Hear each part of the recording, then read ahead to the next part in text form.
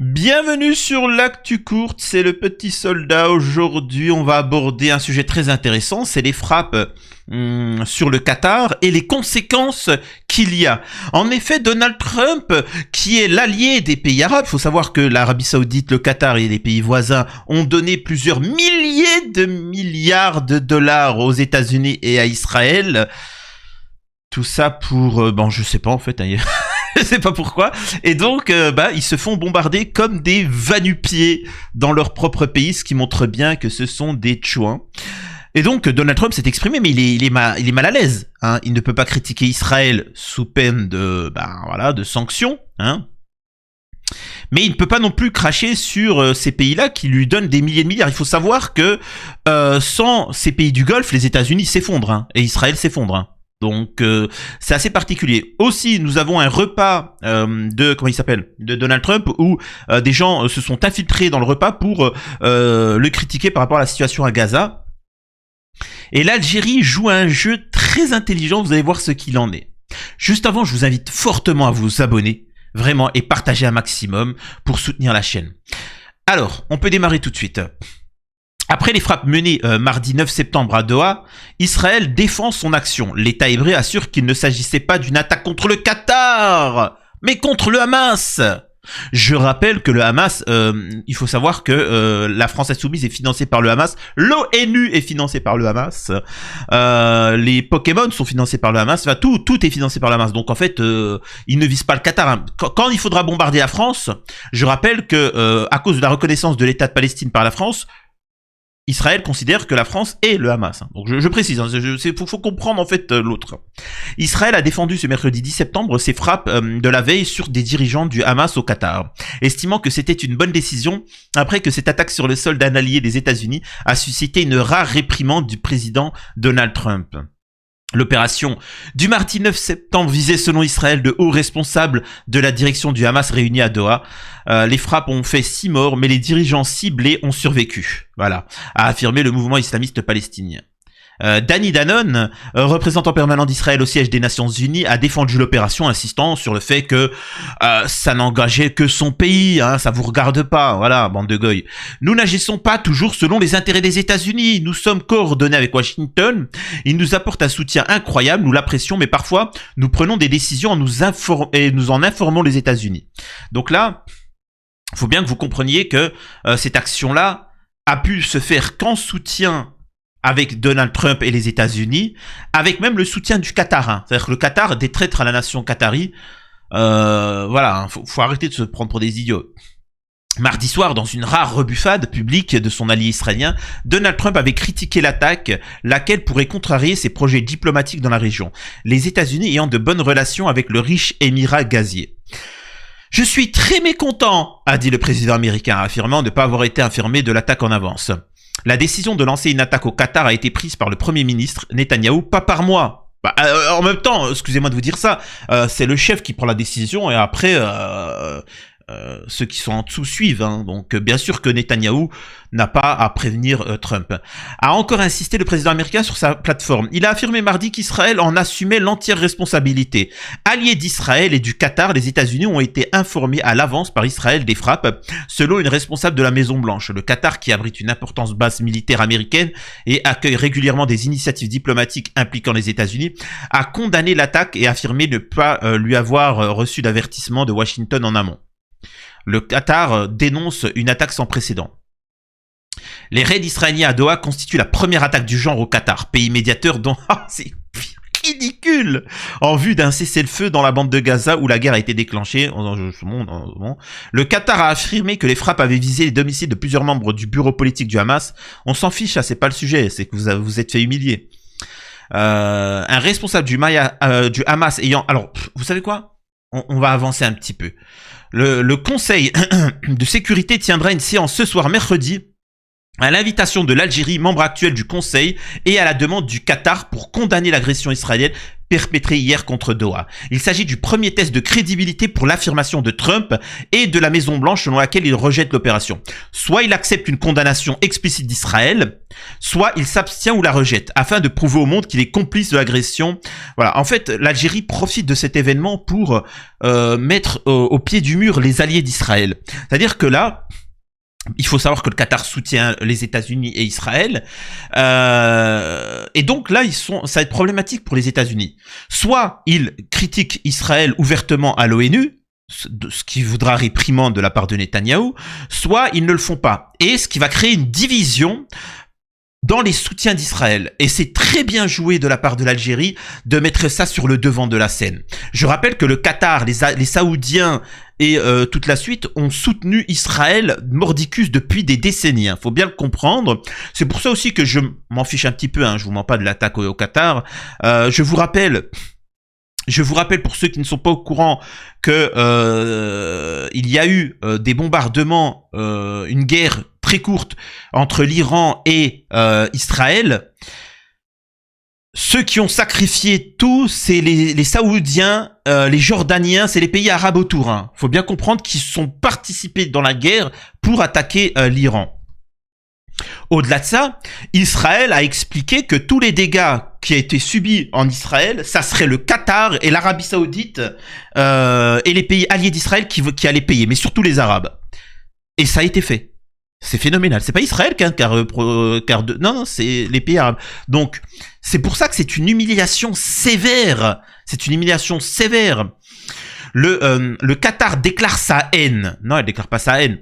Israël est notre ennemi. Ça, c'est le Premier ministre. Nous sommes tous du Hamas, vice-premier ministre, et il ne pouvait pas être plus clair. Alors ça, encore une fois, ça, je suis pas sûr, c'est un sioniste qui écrit ça, je suis pas sûr de ces propos-là. Et on a alors, on fait une petite aparté sur ce restaurant, écoutez ça. Trump is the Hitler of our time. Free DC, free Palestine. Trump is the Hitler of our time. Free DC, free Palestine. Trump is the Hitler of our time. What do you want your legacy to be? Let's go. Time to go.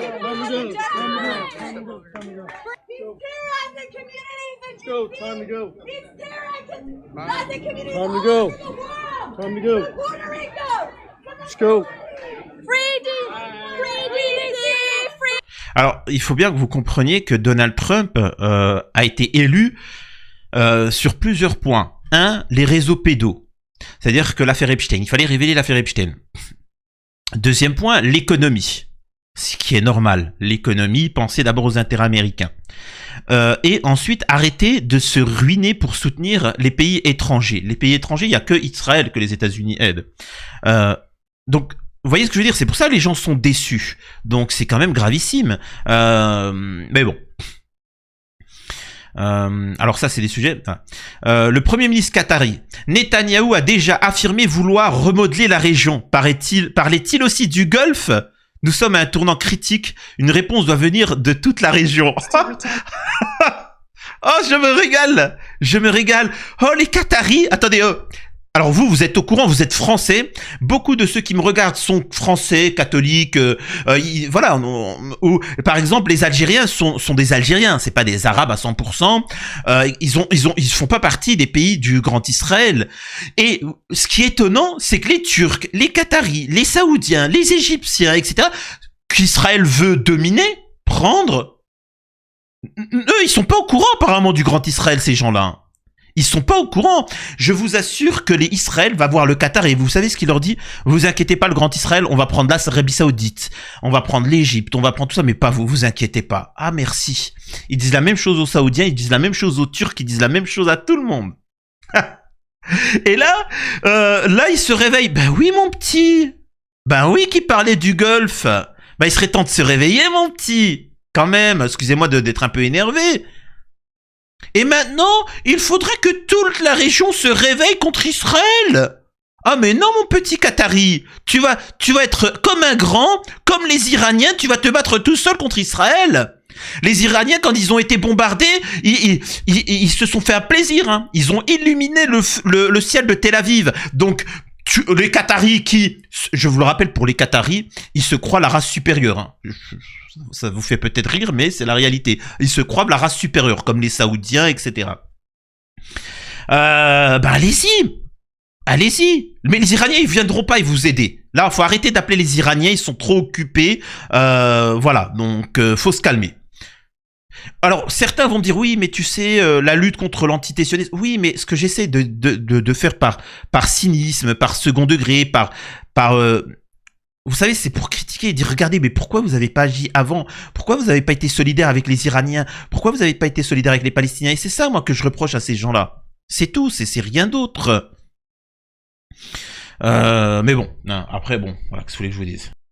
Et on a des instances en France, comme le président du CRIF, qui dénonce les déclarations d'Emmanuel Macron, qui juge les attaques israéliennes au Qatar comme inacceptables. Eh ben, dites donc, c'est-à-dire que Macron, il a plus le droit de condamner des attaques dans un pays souverain. C'est fou, hein. La ministre israélienne Orit Strock qui dit l'idée que le Qatar est intouchable a disparu. Ça me fait rire, ça. Ben oui, personne n'est à l'abri. Il y a une seule personne en France qui avait dit cette phrase-là. Si le Qatar tombe, excusez-moi, si le Gaza tombe, l'humanité tombera. Ben on y est, petit à petit. Le Qatar a promis à Trump 1,2 billion de dollars, 1200 milliards, donc 1,2 billion de dollars d'investissement en mai, et lui a offert un Boeing d'une valeur de 400 millions de dollars pour qu'il soit utilisé comme Air Force One. Trump a approuvé aujourd'hui les frappes israéliennes sur Doha. Voilà. C'est fou, hein.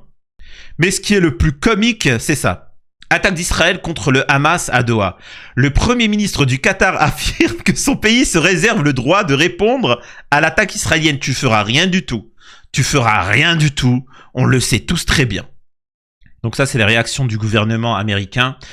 Ce matin, l'administration Trump a été informée par l'armée américaine qu'Israël attaquait le Hamas, qui se trouvait malheureusement dans le secteur de Doha, la capitale du Qatar. Ce qui veut dire que malheureusement, s'il y a des membres du Hamas à Washington, Israël va bombarder malheureusement Washington. Et les États-Unis vont dire bon, c'est pas grave quoi. Bombarder unilatéralement un allié des États-Unis qui travaille dur et prend des risques pour négocier la paix n'avance ni les objectifs d'Israël, ni ceux de l'Amérique. Cependant, éliminer le Hamas qui a profité de la misère des habitants de Gaza est un objectif légitime. Donc en fait, en résumé, on soutient malgré tout mordicus Israël.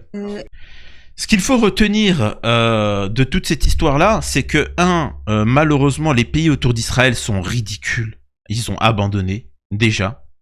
Et que de deux, l'antitétionnisme, c'est ce qu'on essaye de dire. Hein. En plus, ça nous concerne pas. Hein. Vous savez, on les traite de pays traîtres. On dit que c'est des pays traîtres à la cause palestinienne. Mais si on était sans pitié, et moi c'est ce que j'invite les gens à faire, c'est que si Gaza, la Palestine, disparaît, il faut ne pas s'enquérir de la situation saoudienne. Quand l'Arabie Saoudite va se faire envahir par Israël et le Qatar, à ce moment-là, bien évidemment que les Saoudiens vont dire « Allahu Akbar, aidez-nous » machin. Ah non, parce qu'ils n'étaient pas musulmans, les Palestiniens. Droits de l'homme, humanité, machin. Ah, parce que les Palestiniens, ils avaient pas le droit de l'homme. Bah, démerdez-vous, tu vois. C'était la loi du plus fort. C'est comme ça. Vous avez une armée. Vous voyez ce que je veux dire?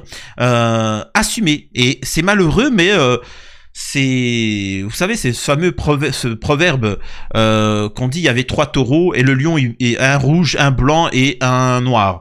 Le lion, il va vers le noir et il dit, hey, et au rouge, je vais juste bouffer le blanc. Tu vois, vous inquiétez pas vous. Ils ont dit ok, il a bouffé le blanc. Ensuite, il est parti voir le rouge, il a dit t'inquiète, je vais juste bouffer le noir. Il a bouffé le noir. Et ensuite, quand il arrive devant le rouge tout seul, en tête à tête, bah le rouge, il se retrouve tout seul et il se fait bouffer. Alors qu'à 3, ils auraient pu le déglinguer, le lion. Vous voyez ce que je veux dire? C'est ça la morale. Donc moi, j'invite vraiment ceux qui nous regardent à être solidaires. Tout simplement à être solidaire. Dites-moi vous ce que vous en pensez. À la prochaine sur l'actu courte avec le petit soldat.